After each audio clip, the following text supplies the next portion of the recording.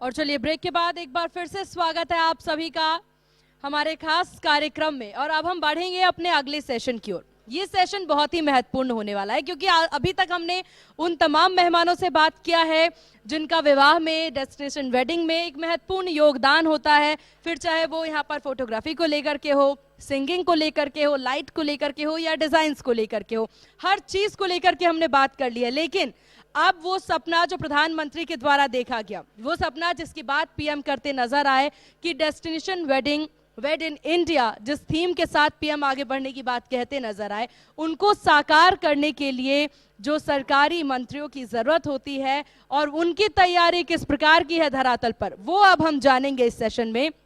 तो इस सेशन में हमारे मेहमान हैं मुन्ना सिंह चौहान जी, जो कि बीजेपी विधायक हैं विकास नगर से। सर बहुत स्वागत है आपका स्टेज पर, प्लीज आए, जोरदार तालियों के बीच सर का स्वागत करेंगे। हमारे साथ हैं विनोद चमोली जी, जो कि बीजेपी विधायक धर्मपुर से हैं। सर आपका भी स्वागत है, स्टेज पर आए। और इस सेशन को होस्ट करेंगे मेरे सहयोगी आयुष चित्रांश, और उनके साथ उत्तराखंड ब्यूरो चीफ हमारे साथ होंगे प्रवीण जी। प्रवीण जी प्लीज आप भी स्टेज पर आए। तो ये सेशन महत्वपूर्ण है क्योंकि हमने कहा कि प्रशासनिक अधिकारियों से लेकर के सरकारी फैक्टर, इन तमाम लोगों से जानेंगे क्योंकि अब डेस्टिनेशन वेडिंग को लेकर के किस प्रकार से काम चल रहा है, क्या कुछ तैयारी इनकी है, और जो सपना लोग देख रहे हैं उसको साकार करने में क्या कुछ काम ये कर रहे हैं। तो सेशन को आगे बढ़ाते हैं। Over to you Ayush. Thank you Seema. तो लगातार हम लोग सुबह से चर्चा कर रहे हैं डेस्टिनेशन वेडिंग की, और आपने देखा कि यहाँ पर डेस्टिनेशन वेडिंग से जुड़े हुए, इस फील्ड से, इस प्रोफेशन से जुड़े हुए जो लोग हैं उन्होंने अपनी बातों को रखा। और अब इस थोड़ा और आगे बढ़ाते हुए समझने की कोशिश करते हैं कि असल में धरातल पर उसकी जो स्थितियां हैं वो किस प्रकार की हैं और अभी चुनौतियां क्या हैं इस पूरे फील्ड को अगर हम लोग देखें तो महत्वपूर्ण सत्र है। मुन्ना जी आपसे शुरुआत करना चाहूंगा मैं। एक तो बड़ा कंसेप्ट है, प्रधानमंत्री का आह्वान था कि डेस्टिनेशन वेडिंग के तौर पर हम लोग प्रदेश को आगे बढ़ाएं और जो लोग बाहर जाकर के शादियां करते हैं वो क्यों ना उत्तराखंड के अंदर करें। एक तो इस प्लान को, इस स्कीम को आप कैसे देखते हैं और उत्तराखंड में इस प्लान और इस स्कीम की क्या स्थिति है, मैं आपसे जानना चाहूंगा। ये बड़ा विचार है और एक प्रकार से कहना चाहिए एक ब्रेक थ्रू देने वाला विचार है। दूसरी बात इसके अंदर एक इम्पॉर्टेंट बात यह है जिसको देखने का, जब हम डेस्टिनेशन मैरिज की बात करते हैं तो अमूमन ये देखने में आता है, अभी तक डेस्टिनेशन मैरिज का जो मतलब समझते हैं लोग, उसका मतलब यही समझते हैं कि भाई देहरादून ना करके मसूरी कर लीजिए, देहरादून ना करके दिल्ली कर लीजिए, मुंबई कर लीजिए, बेंगलोर कर लीजिए। मेरा थोड़ा सा इसके मामले में मैं एक होलिस्टिक व्यू इसका लूंगा।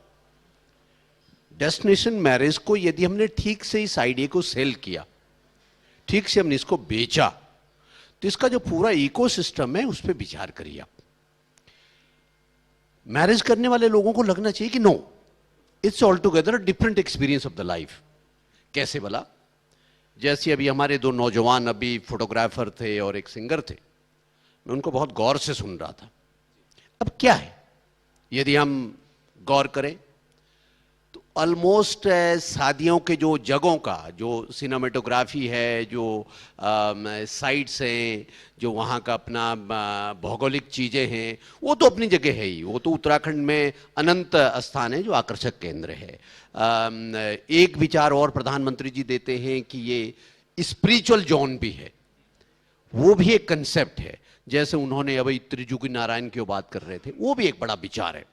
लेकिन उसके अलावा क्या कह रहा हूं मैं कि यदि हम देखेंगे तो जो मैरिज कस्ट्यूम होते हैं वो हमें लगभग एक जिसे कहना मोनोटोनस टाइप के से ही सब जगह दिखते हैं। उत्तराखंड के अंदर आप देखेंगे जो लोकल कस्ट्यूम्स हैं उसकी वैरायटी इतनी ज्यादा है कि आप गिनते थक जाएंगे।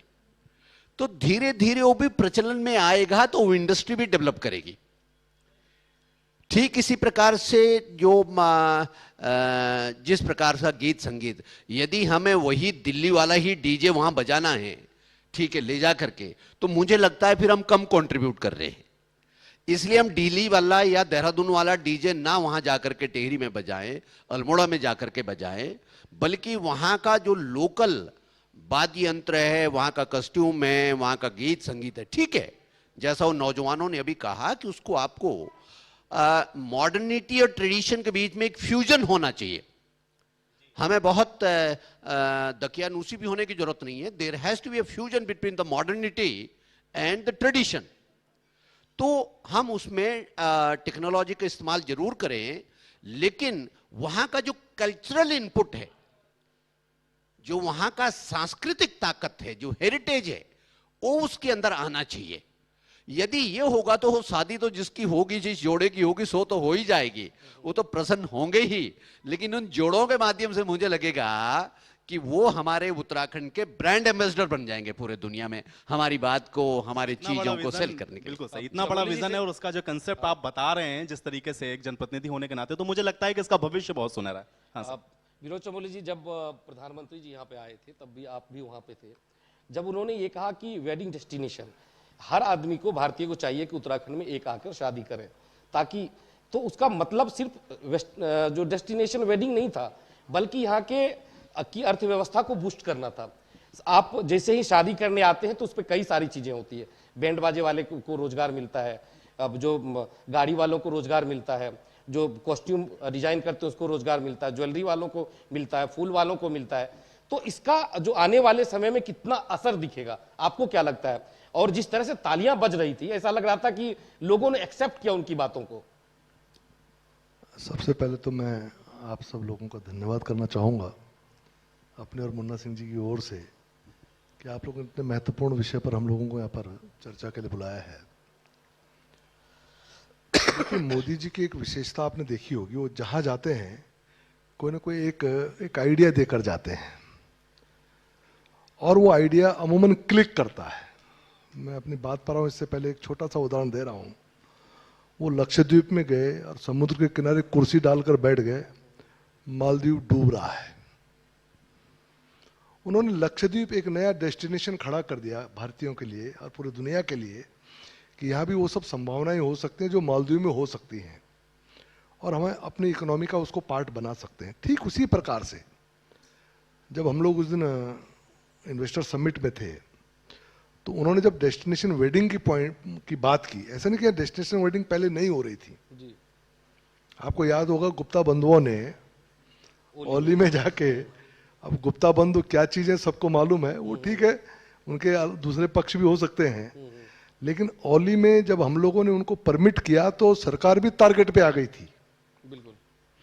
लेकिन बाद में मोदी जी वो बात कह के चले गए कि ये डेस्टिनेशन वेडिंग बन सकता है।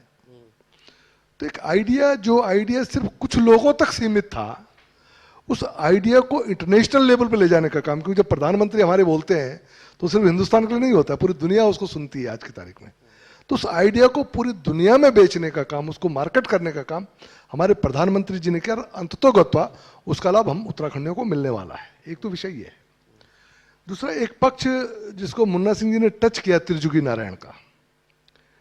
देखिए, विवाह एक सामान्य प्रक्रिया नहीं है। ये हमारे हिंदू समाज में, मुस्लिम में तो मैरिज इज अ कॉन्ट्रैक्ट, लेकिन ये हिंदुओं में नहीं है। लेकिन हिंदुओं में नहीं है, नहीं, उनका मानने न मानने का है ना, वो तो हमने तो कानून बनाया, लेकिन उनका मानने न मानने का है। लेकिन मैंने कई बार डिबेट सुनी है और ओवैसी जी को मैंने पार्लियामेंट में सुना है कि मुस्लिम में विवाह एक कॉन्ट्रैक्ट है, हम कोई 5-7 साल की बात नहीं, जन्मों की बात नहीं करते। लेकिन हिंदुओं में ऐसा नहीं है। हिंदुओं में विवाह एक संस्कार है, 16 संस्कारों में से एक संस्कार है। और वो संस्कार भी क्यों है, थोड़ा मैं उसकी डेप्थ में जाना चाहूंगा, क्योंकि हम देवभूमि के लोग हैं, नौजवान बैठे हैं, ये समझें कि आखिर ये है क्या चीज। ये सिर्फ बिजनेस नहीं है, ये बिजनेस नहीं है, ये आइडिया सिर्फ बिजनेस का आइडिया नहीं है, इसके पीछे बहुत सारे कारण भी हैं जिनको मैं थोड़ा बताना चाहूंगा।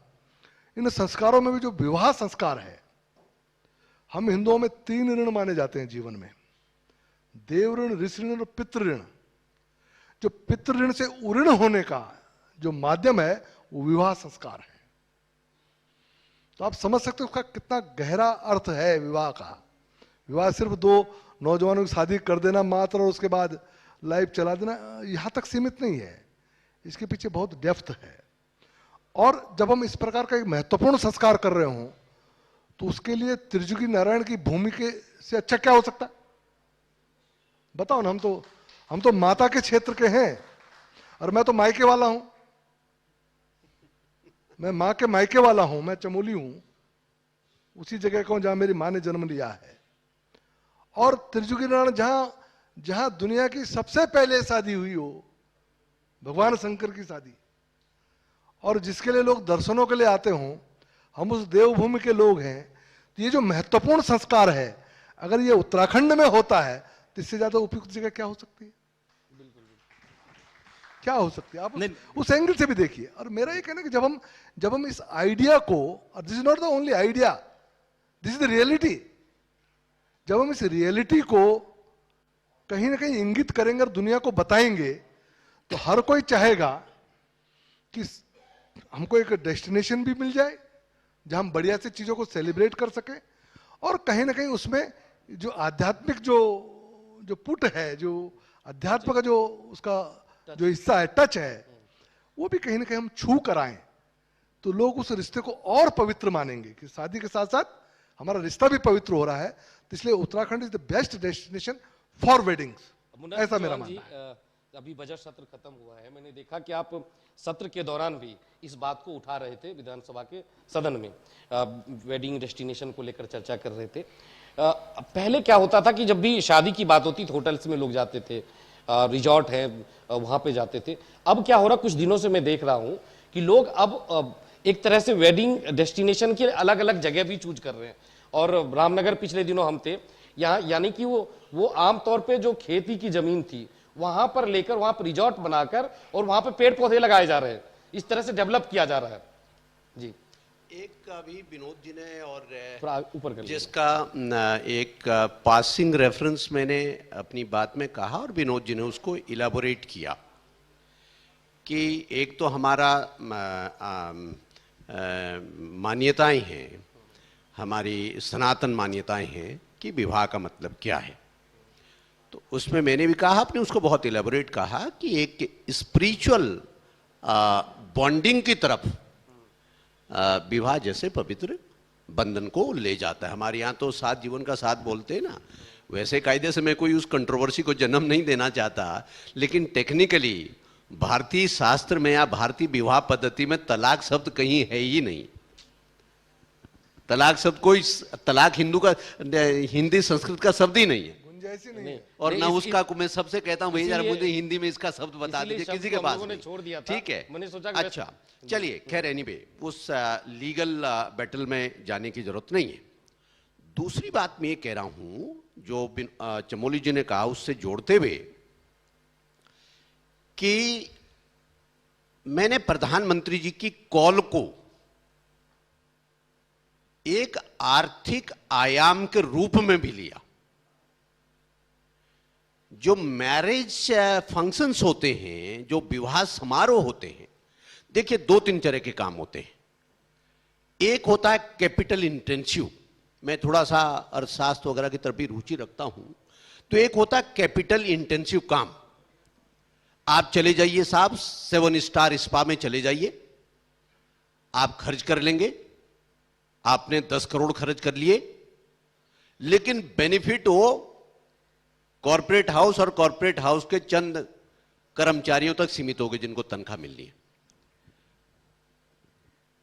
जो टूरिज्म और भारतीय जो ये विवाह पद्धति है, जो सामान्य विवाह करते हैं, इसका जो डिस्ट्रीब्यूटिव इफेक्ट जिसको बोलते हैं, जो डिविडेंड होता है जिसको प्रधानमंत्री जी बार बार कहते हैं, इसमें खासियत यह है कि उस पूरे, इसलिए मैंने इकोसिस्टम की बात की, इसलिए मैंने इकोसिस्टम को ही डेवलप करने की बात की कि हमें उत्तराखंड में डेस्टिनेशन मैरिज को बाकायदा इस प्रकार से इंस्टीट्यूशनल इंटरवेंशन भी होना चाहिए कि हमारे जो नौजवान हैं वो लोकल कस्ट्यूम डिजाइन का भी काम करें।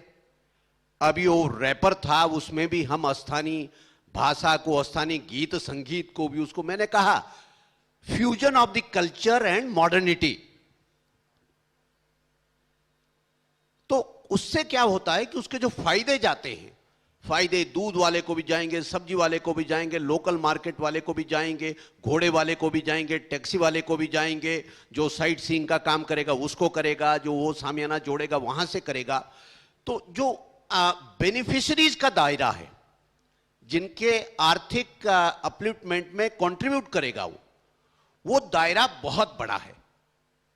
इसलिए मैंने बाकायदा प्रधानमंत्री जी के वेड इन इंडिया एंड वेड इन उत्तराखंड जो उन्होंने कॉल दी, उसको इसी रूप में लिया कि हमारे आर्थिकी का ये बड़ा आधार बन सकता है। और कितनी भी हम आदर्शवादी की बात करें, लेकिन आज के समय जब तक हमारा आर्थिकी का उसके साथ सम्मिश्रण नहीं होगा, तब तक हमारा जो नौजवान है, जो हमारा युवा टैलेंट है, वो तब तक उस काम की तरफ को आकर्षित होगा भी तो कर नहीं पाएगा, क्योंकि आर्थिक तरक्की उसको भी चाहिए ना। तो इसलिए मुझे लगता है कि इसको हमें केवल शादी ला करके कर देंगे, चक्राता में बैठा करके, पौड़ी में ले जा करके, टेरी झील के पास या अल्मोड़ा में जाकर के या कॉर्बेट में जाकर के, यहां तक सीमित नहीं होना है। जो हमारे कल्चरल इंग्रेडिएंट्स है, उन कल्चरल इंग्रेडिएंट्स को हमें आर्थिक उपार्जन के तौर पर प्रस्तुत करके उसका उसमें फ्यूजन होना चाहिए। और मानिए, यकीन मानिए, यदि हम इसे कर पाए तो कुछ लोगों में वो परंपरागत लहंगा सहंगा भूल करके यहां के स्थानीय कुमाऊनी, गढ़वाली, जौनसारी कस्ट्यूम में उससे आपको बहुत रौनक के साथ और बहुत उत्साह के साथ शादियां करते हुए दिखेंगे। और दोनों यहाँ की चीजें मिलेंगी। और आपने बड़ी महत्वपूर्ण बात कही कि जब आर्थिक चीजें आप जोड़ते हैं ना, तो वो चीजों की तरक्की होने की जो संभावनाएं हैं, जो गुंजाइश है, वो बहुत ज्यादा बढ़ जाती हैं। विनोद जी, इसी चीज को थोड़ा सा और आगे बढ़ाते हैं, क्योंकि दो चीजें हैं। एक तो ये है कि हम अपने कल्चर को कितना प्रिजर्व कर पा रहे हैं, उसको कितना प्रमोट कर रहे हैं, और दूसरा ये है जिस फ्यूजन की बात सर अभी कर रहे थे, साथ में लेकर के बैलेंस बना के दोनों चीजों को चलना। आइडिया प्रधानमंत्री का जरूर बहुत बढ़िया है, लेकिन इसको जब एग्जीक्यूट करने पर हम लोग आते हैं, प्रगति उसकी क्या है उत्तराखंड के अंदर? देखिए, एक बड़ी बात है कि जहां पर भी इस तरह की गतिविधियां होंगी, निश्चित तौर पर वहां पर स्थानीय लोगों को उसका लाभ मिलेगा। ये तो प्रूवन ट्रूथ है, इसमें कोई ऐसी चीजें कोई अलग से होने वाली है। एक चिंता मेरी जरूर रहती है कि मेरा जो पहाड़ का कल्चर है, जो मेरी पहचान है, और इस पहाड़ का प्राण है, जिसको हम विरासत कहते हैं, उस पर अतिक्रमण नहीं होना चाहिए। जो बात आप कहना चाह रहे हैं, अगर उस पर अतिक्रमण होगा तो हमको हेरिटेज का लॉस होगा, हम लॉस में जाएंगे। तो उस अतिक्रमण को कैसे हम रोक सकते हैं, ये भी बड़ा इंपॉर्टेंट है। जैसे आपने थोड़ा उसको दूसरे हिसाब से कहा, मैं उसको सीधे हिसाब से कह रहा हूं। तो कहीं ना कहीं पहाड़ का जो कल्चर है वो ठीक, उसका भी कहीं ना कहीं संरक्षण चाहिए, और उसको कहीं ना कहीं उसके अंदर उसका फ्यूजन चाहिए, जैसे आपने शब्द का प्रयोग किया है। लेकिन मेरा ये कहना है कि हम जनप्रतिनिधि बैठे हुए हैं, हम सिर्फ सामाजिक तौर पर चेतना जागृत करने इतना मात्र नहीं है, हम सरकार चला रहे हैं, हमारी दोहरी जिम्मेदारी है, और सरकार एक बड़ा माध्यम इन चीजों का। तो एक आइडिया उसी दिन से मेरे माइंड में आया था। अब क्या है, अब होटल है, मान लो ताज में कोई शादी हो गई पहाड़ पे आकर, तो पहाड़ी को क्या मिला, समझाओ ना मुझे। किसी और बड़े होटल में, मैं अभी एक शादी के लिए गया, मेरे साली की बेटी की शादी थी, हिमाचल में एक होटल में गया, हम 24 घंटे के लिए हम कैद हो गए उसमें। शादी करके चले, हम होटल के अंदर घुसे और उसके बाद होटल से सीधे बाहर निकले, वहीं घूमते रहे, उन्हीं लोगों में रहे। क्यों साहब, हमने बगल वाले के चाय तक नहीं पी, किसी ठेली खो के देखा तक नहीं हमने, उसका लाभ क्या है। तो मेरा मुन्ना सिंह जी ये सुझाव है, क्योंकि आप और हम दोनों इस स्थिति में, हम सरकार को इस रूप, हम सरकार को उस पर ला सकते हैं कि हमारे यहाँ वेडिंग विलेजेस डेवलप होने चाहिए। जो हमारे गांव है जो वीरान पड़ गए, बहुत बार मेरे माइंड में आइडिया आता है कि आखिर इनका क्या करें, खंडर बन गए। इन गांवों में कुछ नौजवानों की टीम बनाकर उन गांवों को थोड़ा ब्यूटीफाई को थोड़ा ठीक ठाक करके सुविधाएं बना के, ये आइडिया तो आप ही देंगे ना मुख्यमंत्री? देंगे, तो बोल कर रहा हूं मैं आपको बोल कर रहा हूं, this is the idea going. नहीं, हम लोग यही तो public and to the government also. अभी आदरणीय विनोद, मैं वही कह रहा हूं ना कि आखिर वही कह रहा था कि वो 7 स्टार स्टाफ में हम चले गए, क्या चमोली मतलब? जी, मैं क्या कह रहा हूं? इधर इशारा करके इसलिए बोलता है कि मुन्ना जी को जल्दी पहुंचा दे वहां। मैं इसलिए कह नहीं, हम दोनों जिम्मेदार लोग हैं और बहुत सीनियर लोगों में से हैं। अब उसको लोग अपने हिसाब से परिभाषित करें, वो अलग बात है। 38 साल मुझे भी राजनीति करते हो गया, 91 में आप भी विधायक बन गए थे, मैं 88 में सभासद हो गया, तो हम समझा जाए कि जो राजनीतिक लोगों की जो वृद्ध लोग हैं राजनीति के, वो उनमें से हम लोग हैं। बिल्कुल बिल्कुल राजनीति के वैसे बूढ़े नहीं हुए हम लोग। तो हम लोग जब इस आइडियाज को बढ़ाएंगे तो सरकार उसको सोचेगी उस पर। तो मैं आपके माध्यम से आइडिया बढ़ा रहा हूँ बिल्कुल बिल्कुल कि जो हमारे गांव वीरान पड़ गए हैं, जो बिल्कुल खाली हो गए हैं, उन गांवों को एक डेस्टिनेशन विलेजेस के रूप में हम लोग डेवलप कर सकते हैं। एक नया आइडिया होगा, नया, जैसे हमने होम स्टे का काम किया, तो उससे 4000 होम स्टे हमारे एक में अगर 5, 7, 10 लोग भी अगर कहीं इन्वॉल्व हैं तो 40,000 लोग मेरे इसमें इन्वॉल्व है, कम से कम 40,000 लोग। 125 करोड़ का तो प्रदेश है, 40,000 लोग उसके माध्यम से रोजगार पा रहा है, परिवार पल रहा है। अगर हमने इस तरह के कुछ गांव जो आज जो भूतिया गांव होते जा रहे हैं, बिल्कुल उन गांवों को अगर हम थोड़ा ठीक ठाक कर सरकार उसके लिए कुछ एडवांटेज दे दे लोगों को, तो वहीं के नौजवान खड़े होकर उन चीजों को भी नए सिरे से कर पाएंगे। तो ये मेरा आग्रह है, क्योंकि आप मीडिया जुड़े हुए लोग, अगर आपकी बात दूर तक जाती है तो डेस्टिनेशन विलेजेस हम खड़े करें, एक हेरिटेज, एक बढ़िया सा गांव डेवलप करके, अच्छा करके, वही पठारे के साथ वही मिट्टी की लिपाई पुताई, अंदर जरूर व्यवस्था ठीक कर दे, लेकिन वो एसेंस उसका बना रहे, वही पगडंडिया, वही पत्थर का काम, वही कहीं गाय बंधी हुई है, अब गौमूत्र के लिए, गोबर के लिए हमको दूर न जाना पड़े, वहीं गाय का गोबर लिया, वहीं पर काम किया, तुलसी के पौधे वहीं लगे हुए हैं, वहीं वो सब चीजें हमको मिल रही हैं जो उनकी हमारी रिक्वायरमेंट है, और फैसिलिटीज हम उनको अच्छी से अच्छी दें ताकि उनको जो यहाँ असुविधा ना हो, शहर वाली सुविधाएं मिल सके। इस प्रकार का कंसेप्ट कहीं गवर्नमेंट लेवल पे भी लाने की जरूरत है। क्योंकि देखिए, ये ठीक है कि आम लोगों को काम करना चाहिए, आगे आना चाहिए, लेकिन सरकार अगर सपोर्ट करती है तो काम थोड़ा तेजी से आगे बढ़ता है। एक सपोर्ट सिस्टम हमको खड़ा करना पड़ेगा। तो मैं, मुन्ना सिंह जी और मैं एक बार ज्वाइंटली मुख्यमंत्री से बात करेंगे। एक आइडिया मेरा है जिसको आपने हवा देने का काम किया है, तो निश्चित हम दोनों बैठकर बात करेंगे, कोई आइडिया निकालेंगे। आपके आइडिया को यहाँ पे जो वेडिंग प्लानर है उन्होंने तो पहले ही हाईजैक कर लेंगे, ये जाके पहले बना देंगे कि ज्यादा ज्यादा इसको कैसे बेचे, अभी ताली भी बजा रहे देखो, हैं। पहाड़ों के गांवों की हालत बता दो, एक उदाहरण दे रहा हूं आपको। अभी क्या हुआ, मैं जब दोबारा मेयर बना शहर में, तो अक्सर लोग, कोई वैष्णो देवी जाता है, कोई कहीं जाता है, कोई केदारनाथ बद्रीनाथ। मैंने मन बनाया, मैंने अपनी पत्नी से कहा कि देखो, जैसे बड़े लोगों को सब पूछते हैं, संपन्न लोगों को सब पूछते हैं, ये बड़े बड़े देवता हैं, इनको सब पूछ रहे हैं। मेरे गांव का छोटा मोटा वो नागरजा, वो नरसिंह, मेरे गांव के देवी, उनको तो कोई पूछ ही नहीं रहा हो, तो बहुत छोटे पड़ गए। तो मैं कहा, जब हम समाज में बात करते हैं कि भाई अंत्योदय की बात करते हैं, गरीब के उत्थान की बात करते हैं, तो मेरा वो जो भगवान जो अपने आप को उपेक्षित मान रहा है, जो गरीबी में आ गया है, उसकी क्यों ना पूजा की जाए। तो मेरी पत्नी को आइडिया अच्छा लगा। मैं सारा परिवार लेकर अपने गांव गया, जो छोटे छोटे हमारे मंदिर हैं वहां पूजा अर्चना की। तो मैं अपने ननिहाल भी गया। आपको एक बड़ी मजेदार बात बता रहा हूं, मेरे ननिहाल खाली हो गया, एक भी परिवार वहां नहीं रहता है। मैं बता रहा भाई साहब, 1.5 किलोमीटर उतरे हम, गांव गए, झाड़ियां काटी मैंने, दरवाजा तोड़ा मैंने क्योंकि मेरे पास चाबी नहीं थी। मैंने वहां पूजा अर्चना की, पंडित साथ ले गया था, मेरे पैदाइश ननिहाल की थी। वहां पूजा, मेरी पत्नी तो परेशान हो गई क्योंकि वो चढ़ उतर उतने शक्ति नहीं, वो शहर वाली है, मैं तो फिर भी चल गया। लेकिन मैंने वो सब किया, इस समय भी किया मैंने।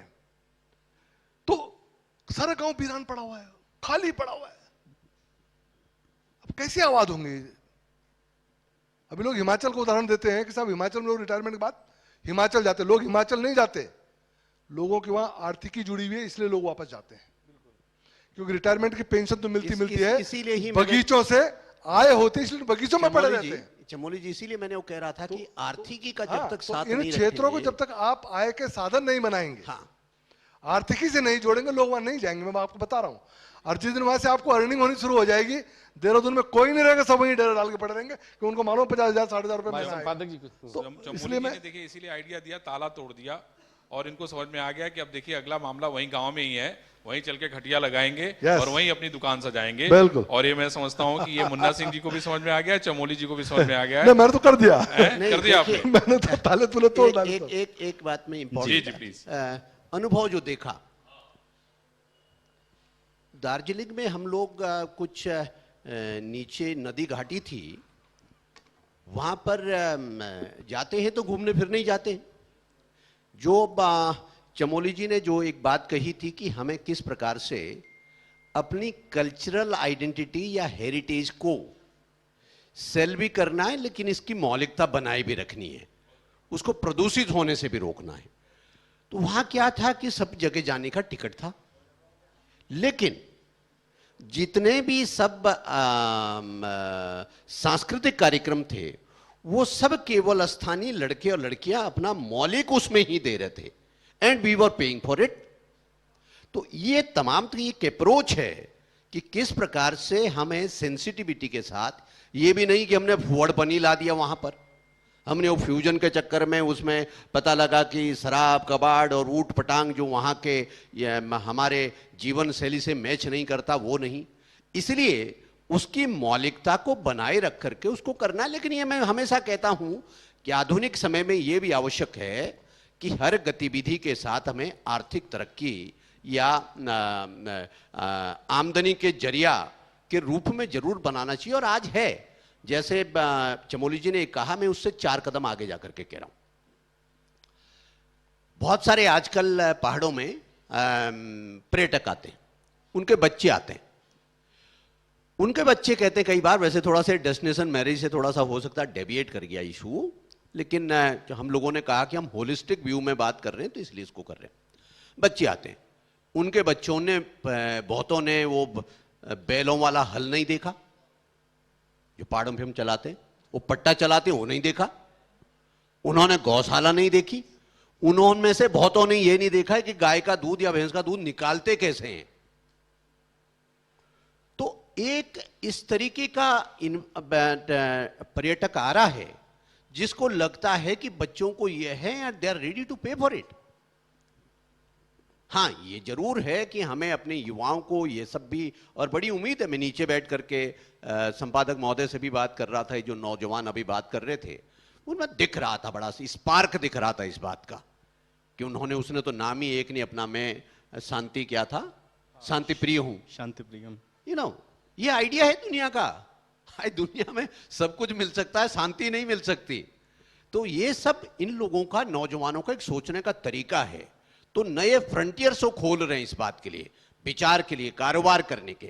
तो ये मेरे ख्याल से, लेकिन वो जो डेस्टिनेशन मैरिज है उसके व्यवस्थाओं के आजू बाजू एक एंसिलरी एक्ट, जैसे वो होता है ना, मेन कारखाना लगाते हैं तो मेन कारखाने के लिए छोटे कल पुर्जे साथ चाहिए होते हैं, तो उसे एंसिलरी इंडस्ट्री बोलते हैं। एक मेन इंडस्ट्री हो गई, एक एंसिलरी हो गई जिसमें छोटे। तो ये मैरिज की जो इंतजाम, मैरिज डेस्टिनेशन की जो हो, उसके साथ ही एंसिलरी इंडस्ट्री का भी डेवलपमेंट होना चाहिए। ये मेरा कहना है। उसी से ही लोगों की आजीविका उपार्जन का काम बनेगा, उनकी आमदनी बढ़ेगी, और साथ ही साथ उत्तराखंड की देव संस्कृति को भी हम पूरे दुनिया में, वैसे भी पूरे दुनिया में पहुंची है, लेकिन उसको और बेहतर तरीके से हम लोग और व्यापक तरीके से दुनिया के कोने कोने पे पहुंचाने में भी सफल। बिल्कुल, लेकिन बिल्कुल विनोद जी, जब हम लोग बार बार इस चीज का जिक्र कर रहे हैं और बार बार हम लोग ये समझने की कोशिश कर रहे हैं कि जब हम लोग नए कंसेप्ट या नई स्कीम के साथ बढ़ते हैं तो उसको एग्जीक्यूट हम कितना कर पाएं, मैं यही समझने की कोशिश कर रहा हूं इतनी देर से कि ये जो डेस्टिनेशन वेडिंग का कंसेप्ट है, ग्राउंड पर इसकी स्थिति क्या है, इसमें कितने कदम हम लोग आगे बढ़ पाए। क्योंकि अगर हम आर्थिक तौर पर लोगों को संबल बनाने की तौर पर इसको देखते हैं, या हम ये कहते हैं कि हम इससे पलायन को रोक सकते हैं, बहुत बड़ा जो यूथ हमारा यहाँ से चला जाता है उसको हम रोजगार दे सकते हैं, हर हाथ को अगर हम काम दे सकते हैं इस तरह की स्कीम को अगर हम एग्जीक्यूट करें सही तरीके से, तो कितने कदम बढ़े हैं हम लोग अभी? अगर इसी में 2 लाइन मैं जोड़ देता हूं कि हमारे देहरादून शहर में अधिकतर शादियां देहरादून पहले शहर में होती थी, अभी देख रहा हूं किमाड़ी या इस तरह के जो क्षेत्र हैं डेवलप हो रहे हैं। चक्राता, आप उन क्षेत्रों से आते हैं, वहां पे डेवलप ये सारी चीजें हो रही है, और कई छोटे छोटे रिजॉर्ट, बड़े रिजॉर्ट खुल रहे हैं, बन रहे हैं, और वहां पे शादियां हो रही है। वहां पे बहुत ज्यादा क्वेरीज आ रही है। नहीं, उसमें देखो 2 चीजें और भी है। ग्रेजुअली बहुत भीड़ भाड़ वाली शादियों से धीरे धीरे लोग विमुख हो रहे हैं, और होना भी चाहिए। कुछ जगह ऐसा लगता है झंडे का मेला है, ठीक है, तो उस तरीके की उससे तो डेस्टिनेशन मैरिज जिंदगी में कभी बना नहीं सकते। डेस्टिनेशन मैरिज जब हम बात करेंगे तो डेस्टिनेशन मैरिज के साथ एक इनबिल्ट आइडिया रहता है और होना चाहिए, वो है एस्थेटिक्स। एस्थेटिक्स उसके साथ यदि नहीं होगा तो डेस्टिनेशन मैरिज कभी नहीं सफल होगा। एस्थेटिक्स, वहां का पर्यावरण क्या है, वहां का जलधाराएं कैसी है, वहां का सराउंडिंग कैसा है, वहां का फॉरेस्ट कवर कैसा है, वहां के गांव कैसे हैं, तो जो एम्बियंस जिसको बोलते हैं अंग्रेजी में, तो उस एम्बियंस से यदि मैच नहीं करेगा तो फिर एस्थेटिक मैरिज जो है कूड़ा करकट पैदा करेगा। जैसे एक शादी का, गुप्ता जी के एक शादी का वहां एक बड़ा भारी सवाल हो गया था बाद में कि वो कूड़ा करकट कहां ले जाएं जो वहां खड़ा कर दिया। तो इस तरह के डेस्टिनेशन मैरिज को भी मेरे ख्याल से प्रमोट हम नहीं करना चाहिए। नहीं, बिल्कुल विनोद जी, उसको करना चाहिए जो वहां के एस्थेटिक से मैच करता हो। देखिए ऐसा है, बड़ा प्लेटफॉर्म है, इसलिए एक बड़ी बात कहना चाहता हूं। ये तू चल मैं आया का संसार है, जाना हमको भी है, छोड़कर क्या जाएंगे ये महत्व रखेगा। हमारे प्रदेश की परिस्थितियां अन्य प्रदेशों से थोड़ा भिन्न है।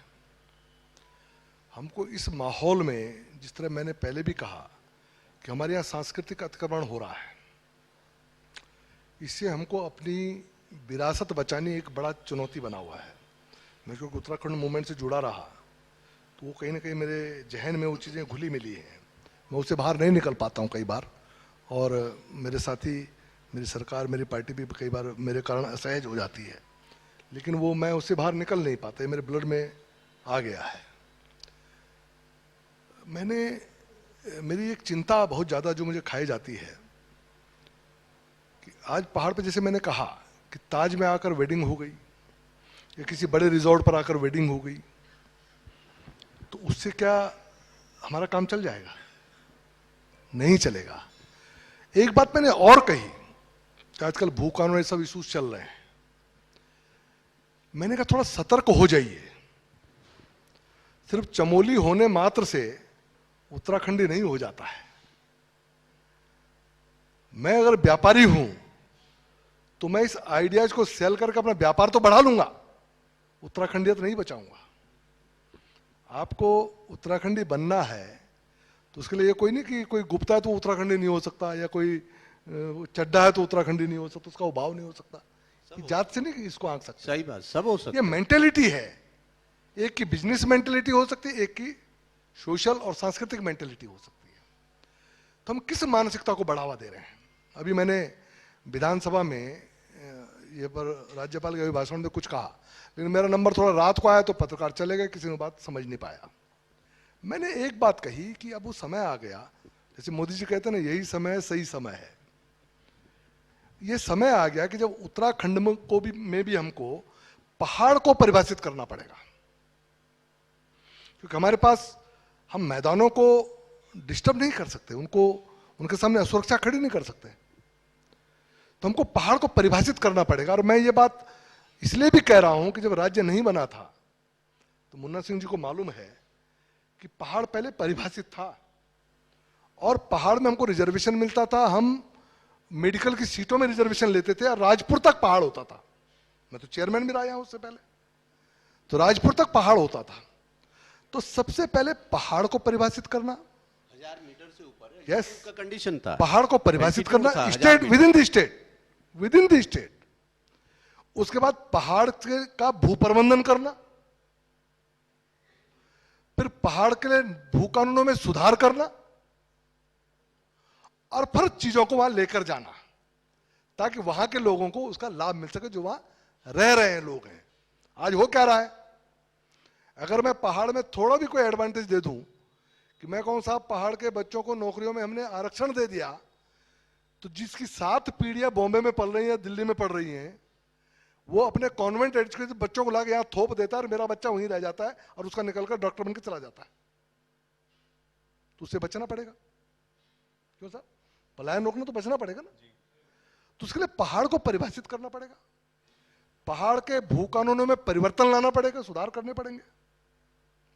उसके लिए अलग से, क्योंकि वो विशिष्ट प्रकार के लोग हैं, विशिष्ट संस्कृति को लेकर चल रहे हैं, उस सांस्कृतिक धरोहर के वो वाहक हैं, उसके चौकीदार भी हैं, तो उनके लिए हमको एक अपर एज चाहिए, औरों से थोड़ा सा ऊपर उनको रखना पड़ेगा, तो उनको एडवांटेज भी हमको देने पड़ेंगे।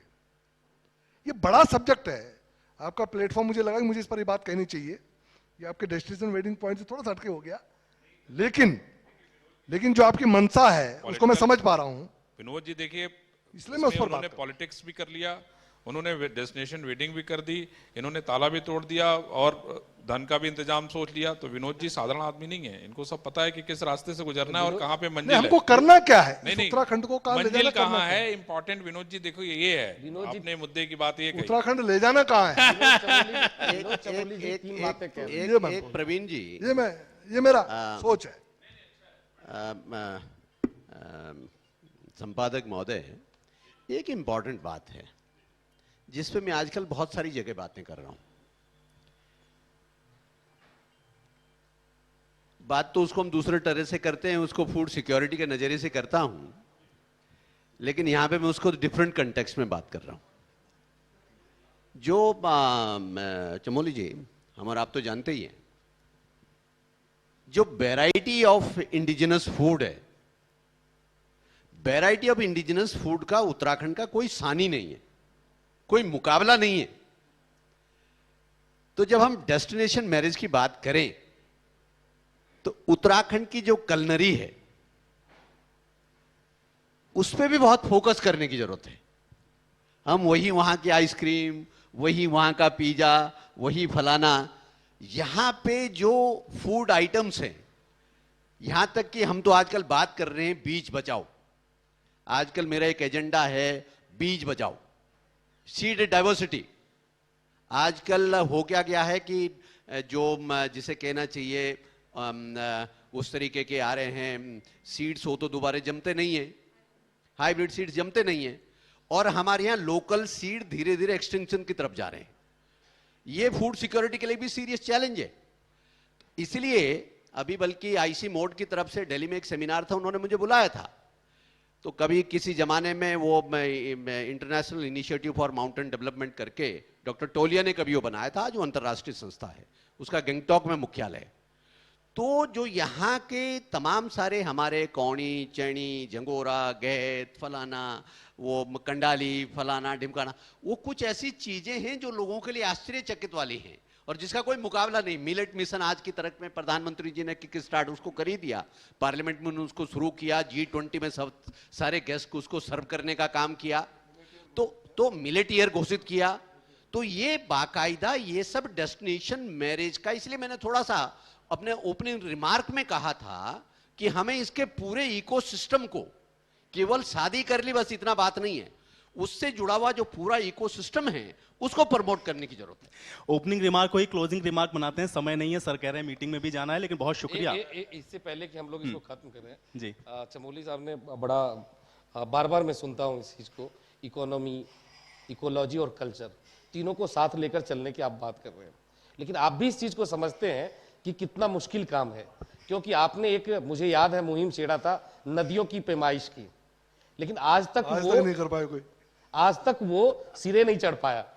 हम बात करना बहुत आसान है, लेकिन जब जमीन पे जाते हो तो कई तरह की मुश्किलों का आपको सामना करना पड़ता है। और आप देखिए ऐसा है, अगर आसान काम ही करने हो तो मुन्ना सिंह चौहान और विनोद चमोली की जरूरत क्या है? हम कठिन कामों के लिए ही पैदा हुए हैं और ये करेंगे, ये मेरा आग्रह है आप लोगों से, मेरा आश्वासन भी है। चलिए ठीक है, इसी के साथ ये महत्वपूर्ण सत्र यहीं समाप्त करेंगे। एक छोटे से ब्रेक के लिए रुकेंगे, ब्रेक के बाद